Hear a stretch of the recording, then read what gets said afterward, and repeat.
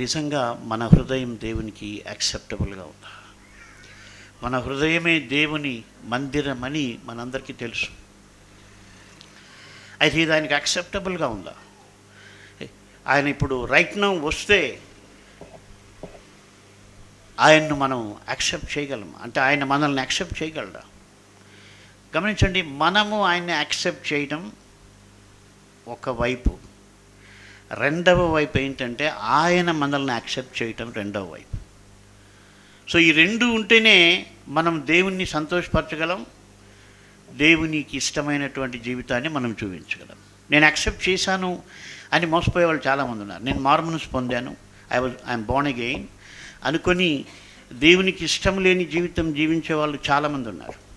I have seen people around the world, they say they are born again, but వాళ్ళు కేవలం వాళ్ళ కొరకు జీవిస్తున్నారు, వాళ్ళ జీవితంలో కమిట్మెంట్ లేకుండా జీవిస్తున్నారు. So there is every possibility వాళ్ళు ఒకరోజు క్రీస్తును సిలువ వేసేటువంటి పరిస్థితి ఉంది. కాబట్టి మన జీవితంలో ఆయనకి యాక్సెప్టబుల్గా ఉండాలి. మిరకల్ కావాలి అంటే నువ్వు మిరకల్ కొరకు ప్రార్థన చేయక్కర్లేదు, నీ లైఫ్ శుభ్రపరుచుకుంటే దేవుడు మిరకల్ని చేస్తాడు. హల్లెలూయా.